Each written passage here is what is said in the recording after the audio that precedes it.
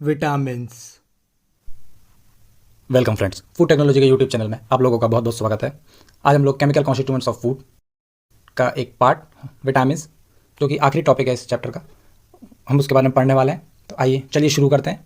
Vitamins सूक्ष्म मात्रिक खनिज तत्वों की भांति विटामिनों की भी बहुत ही सूक्ष्म मात्रा मिलीग्रामों या माइक्रोग्रामों में जंतु शरीर के सामान्य मेटाबॉलिक के लिए अत्यावश्यक होती है, यानी बहुत इंपॉर्टेंट होती है। यद्यपि ये ऊर्जा प्रदान नहीं करते हैं, लेकिन अन्य ईंधन पदार्थों के संश्लेषण एवं सही उपयोग का नियंत्रण करते हैं।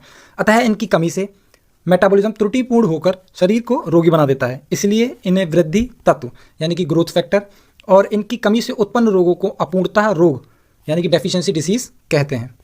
ओके, विटामिन की कमी होने पर जो डिसीज़ पैदा होती है, इससे डेफिशिएंसी डिसीज़ होती है। ठीक है, आगे हम लोग उसके बारे में भी पढ़ेंगे। ओके, 18वीं सदी में सूखा रोग यानी कि जो रिकेट्स है उसके उपचार हेतु जो कॉड मछली के तेल का तथा स्कर्वी से बचाव के लिए ताज़ा फलों एवं सब्जियों का उपयोग आवश्यक बताया जाता है। ओके, सन 1881 में लूनिन, नाम याद रखिएगा, ऑब्जेक्टिव क्वेश्चन में आ सकता है। ठीक है, तो NI लिनिन ने विटामिनों की क्या की खोज की, यानी कि डिस्कवर किया इसको। ओके, और बताया कि स्वस्थ शरीर के लिए भोजन में अन्य पदार्थों के अतिरिक्त इन अज्ञात पदार्थों का भी सूक्ष्म मात्रा यानी कि माइक्रो न्यूट्रिएंट्स में होना आवश्यक होता है। इसके बाद सन 1897 में इज़्कमान, ठीक है, इज़्कमान ने लूनिन की खोज का समर्थन किया। ठीक है, इज़्कमान ने क्या किया, लूनिन की खोज का समर्थन किया। कब? 1897 में, और लूनिन ने 1881 में इसको बताया था। इसके बाद और इज़्कमान ने जब लूनिन की खोज का समर्थन किया, उसके साथ यह भी पता लगाया, ठीक है, उसके साथ यह भी पता लगाया कि बेरी का रोग आहार में पॉलिश किए गए चावल की बहुतायत से होता है। ठीक है, किससे होता है? जो चावल को जब ज़्यादा पॉलिश किया जाता है उससे होता है। इसी ज्ञान के आधार पर हॉपकिंस एवं कुक एंड फंक 1912 में, ठीक है, विटामिन मत यानी कि विटामिन थ्योरी को उन्होंने क्या किया, प्रस्तुत किया, और इसमें बताया कि ऐसे प्रत्येक रोग आहार में किसी न किसी विशेष विटामिन की कमी से होता है। ओके, और कुक ने जो चावल की छीलन से पहली बार, ठीक है, जो चावल के जो छीलते हैं, जब उसका निकाला जाता है, जो पहली बार बेरी को उत्पन्न होने से रोकने वाले ऐसे पदार्थ को भी पृथक भी किया। उन्होंने ही इस पदार्थ के लिए 1912 में पहल विटामिन यानी कि वीटा यानी कि लाइफ, और एमाइन माने जीवन के लिए आवश्यक नाम का उपयोग किया। ठीक है, तब से इन महत्वपूर्ण पदार्थों का ज्ञान तेजी से बढ़ा। ये अन्य पदार्थों से कुछ सरल कार्बनिक और यौगिक होते हैं। ओके, जंतुओं को अधिकांश विटामिन भोजन से ही प्राप्त होता है। ठीक है, जंतुओं को अधिकांश विटामिन किससे प्राप्त होता है? भोजन से होता है, क्योंकि इनका संश्लेषण पादप करते हैं।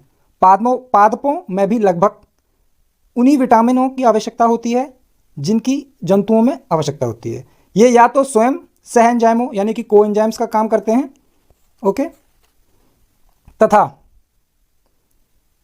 यह सह एंजाइमों के संयोजन यानी कि उनके कंपोजिशन में भी भाग लेते हैं।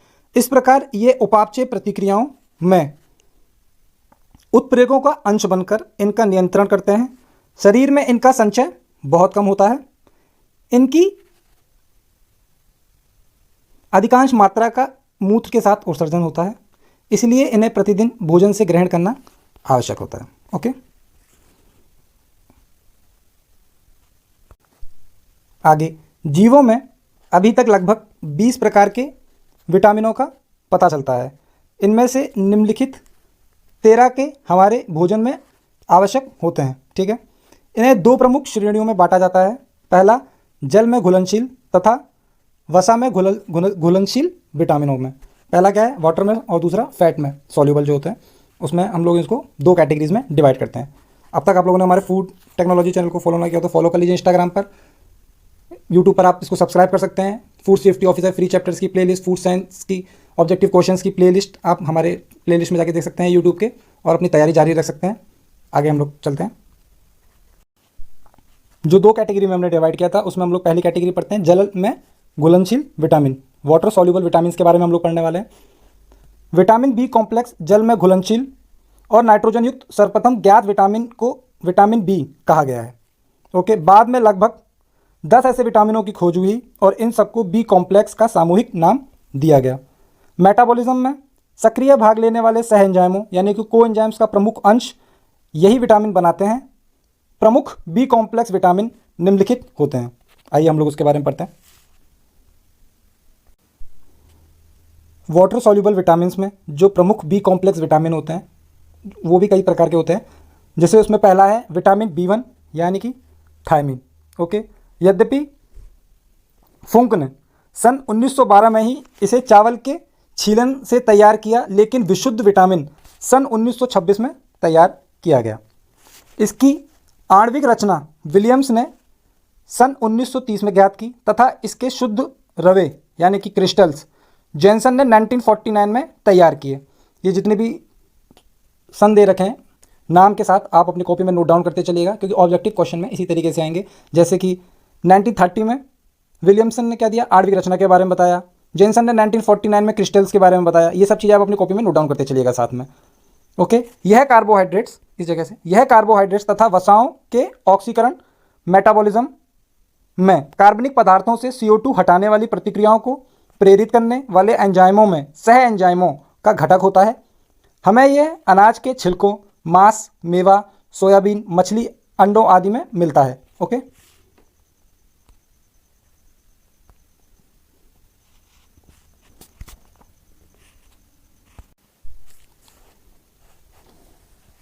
हमारा केंद्रीय तंत्रिका तंत्र ऊर्जा के लिए लगभग पूरी तरीके से कार्बोहाइड्रेट मेटाबॉलिज्म पर निर्भर करता है। अतः इस विटामिन की कमी से तंत्रिका तंत्र और पेशियों का कार्य बिगड़ जाता है, जिससे लकवे यानी कि पैरालिसिस तक की आशंका हो सकती है। हृदय पेशियों के लिए छीड़ हो जाने में दिल की धड़कन बंद हो सकती है। अपच तथा कब्ज भी हो सकती है। ठीक है, अपच यानी कि जो चीज़ पच ना पाए, और कब्ज भी हो सकती है। इन्हीं 3 लक्षणों को सामूहिक रूप से बेरी-बेरी का रोग कहते हैं। ठीक है, बेरी-बेरी रोग के बारे में हमने आपको बताया। और ये किससे होता है, जो चावल की जो छीलन होती है उसको ज़्यादा पॉलिश करने से ये रोग, जब आप उसको कंज्यूम करेंगे, जब उसको खाएंगे, खपत करेंगे जब उसकी, तो आपको हो सकती है। ओके, किस में आएगा ये, विटामिन B1 यानी कि जो थायमिन भी बोलते हैं उसको, उसमें आएगा। Okay, next is vitamin B2 या G या राइबोफ्लेविन। ठीक है, विटामिन B2 और G और राइबोफ्लेविन, इसकी खोज सन 1935 में हुई। नोट डाउन कर लीजिएगा अपनी कॉपी में। अगर ऑब्जेक्टिव क्वेश्चन में आएगा कि किस सन में राइबोफ्लेविन की खोज हुई या विटामिन B2 की खोज हुई, ऑप्शन ए 1936, 1938, 1935, 1939, तो आप आंसर क्या होगा, 1935। ओके, इसकी खोज सन 1935 में हुई, जब इसे दूध से निकाला गया। यह गहरे पीले रंग का और ऑक्सीकर मेटाबॉलिज्म अर्थात अपचय में भाग लेने वाले सह एंजाइमों FAD तथा FMN का एक घटक होता है। अतः यह वृद्धि और स्वास्थ्य वर्धक होता है। यह पनीर, अंडों, यीस्ट, हरी पत्तियों, जिगर, मांस, दूध आदि में मिलता है। इसकी कमी से मुंह के जो कोण होते हैं क्या होते हैं, फट जाते हैं, जिसको क्या बोलते हैं हम लोग, किलोसिस। ओके, कमजोर पाचन शक्ति, त्वचा व आंखों में जलन, सिर दर्द, दिमागी छींटता, रक्त छींटता, कमजोर स्मृति तथा होठों और नासिका पर पपड़ीदार त्वचा इस विटामिन की कमी से होते हैं, या उसके और भी अन्य लक्षण दिखाई देते हैं। ये सब चीज़ें किसकी कमी से होते हैं, जब विटामिन B2 की कमी यानी कि राइबोफ्लेविन की जब आपके स्वास्थ्य में कमी होती है तब। ओके, ये सब चीज़ आप नोट डाउन कर लीजिएगा अपने कॉपी में। अगर कोई भी ऑप्शन आ जाएगा जैसे कि कमजोर स्मृति या होठों पर जो पपड़ीदार त्वचा हो जाती है आपकी, वो कौन से विटामिन की कमी से होती है, तो विटामिन B2 की कमी से होती है। ओके, अगला है विटामिन B5 या निकोटिनिक अम्ल। ठीक है, विटामिन B5 और निकोटिनिक एसिड, इसे नियासिन या विटामिन PP, ओके, नियासिन और विटामिन PP भी कहते हैं। ऑप्शन में आ गया कि विटामिन PP किसे कहते हैं, राइबोफ्लेविन को, थायमिन को, पायरोडॉक्सिन को, या निकोटिन अम्ल को तो आप ऑप्शन में लगाएंगे निकोटिक अम्ल, यानी कि निकोटिन एसिड को हम लोग विटामिन पीपी भी कहते हैं। यह ऑक्सीकर मेटाबॉलिज्म में भाग लेने वाले एनएडी और एनएडीपी नामक सहएंजाइमों का एक घटक होता है। यह ताज़ा मांस, जिगर, मछली, अंडों, दूध, मटर, मेवा, फलियों आदि में मिलता है। इसकी कमी से चर्मदाह अर्थात पेलेग्रा रोग हो जाता है। पेलेग्रा रोग कौन सी चीज़ की कमी से होता है? विटामिन B5 की कमी से होता है, जिसमें जीभ और त्वचा पर दाने और पपड़ियाँ पड़ जाती हैं। पाचन शक्ति कमज़ोर हो जाने से डायरिया भी हो जाता है तथा तंत्रिका तंत्र के छीड़ हो जाने से पागलपन यानी कि डेमनेशिया तक हो सकता है। Okay, next is vitamin B6 या पायरोडॉक्सिन। विटामिन B6 और पायरोडॉक्सिन यह अमीनो अम्ल के मेटाबॉलिज्म में महत्वपूर्ण भाग लेने वाले एंजाइमों का एक सहएंजाइम होता है, यानी कि कोएंजाइम होता है। यह दूध, अनाज, मांस, मछली, जिगर, यीस्ट, सब्जियों आदि में मिलता है। इसकी कमी से रक्त क्षीणता यानी कि एनीमिया, चर्म रोग यानी कि डर्मेटाइटिस, पेशियों में ऐंठन यानी कि कॉन्वल्जन, मतली या पथरी, किडनी स्टोन्स आदि रोग हो जाते हैं। आंत के बैक्टीरिया भी इसका संश्लेषण करते हैं, अतः इसको प्राय कमी नहीं होती है। ठीक है, नेक्स्ट इज विटामिन B3 या पेंटोथेनिक अम्ल।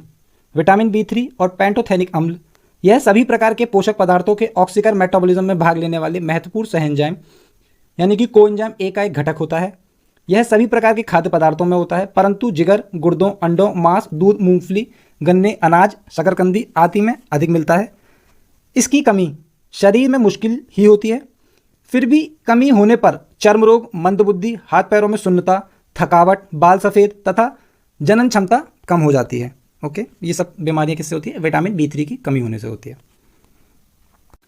बायोटिन या विटामिन H यह ग्लाइकोजन, वसीय अम्लों, अमीनो अम्लों तथा पिराडिमिन के संश्लेषण में भाग लेने वाले एंजाइमों का एक सहएंजाइम होता है। यह सब्जी, फलों, गेहूँ, चॉकलेट, अंडों, मूंगफली, मांस आदि में होता है। आंत के बैक्टीरिया भी इसका संश्लेषण करते हैं। इसकी कमी में त्वचा रोग, बालों को झड़ना तथा कमजोरी हो जाती है। ठीक है, बालों को झड़ना और ये सब चीज़ें बायोटिन की कमी से होता है, यानी कि विटामिन H की कमी से होता है। नोट डाउन कर लीजिएगा अपनी कॉपी में। आप लोग हमारे फूड टेक्नोलॉजी चैनल को अब तक सब्सक्राइब ना किया तो सब्सक्राइब कर लीजिएगा। यह वीडियो अपने दोस्तों के साथ भी शेयर करिएगा ताकि वह लोग भी तैयारी में और अपनी मदद कर सकें। अगला है फॉलिक अम्ल समूह यानी कि फॉलिक एसिड ग्रुप। ये रुधिराणुओं के निर्माण तथा DNA के संश्लेषण में आवश्यक होते हैं। यह हरी पत्तियों यानी जैसे कि पालक, सोयाबीन, यीस्ट, गुर्दों, फलियों तथा जिगर आदि में मिलते हैं। इनकी कमी से वृद्धि कम और रक्त क्षीणता हो जाती है। ओके, ये सब चीज़ें किसकी कमी से होती हैं? फॉलिक एसिड ग्रुप की कमी से होती है हमारी बॉडी में। नेक्स्ट इज विटामिन B12 या साइनोकोबालामाइन। विटामिन B12 और साइनोकोबालामाइन यह न्यूक्लिक अम्लों जैसे कि DNA, RNA के संश्लेषण तथा रुधिराणुओं के निर्माण में भाग लेने वाले एंजाइमों का सहएंजाइम होता है, अतः यह वृद्धि के लिए आवश्यक होता है। रक्त क्षीणता, एनीमिया के उपचार में इसके इंजेक्शन लगते हैं। ठीक है, ये इंपॉर्टेंट पॉइंट है। एनीमिया के उपचार में कौन से विटामिन के? विटामिन B12 यानी कि साइनोकोबालामाइन के इंजेक्शन लगते हैं, ये आप नोट डाउन कर लीजिएगा। इसकी कमी से तंत्रिका तंत्र की कार्य की भी गड़बड़ा जाती है। यह मांस, मछली, जिगर, अंडों, दूध, पनीर आदि में मिलता है। आंत के बैक्टीरिया भी इसका संश्लेषण करते हैं।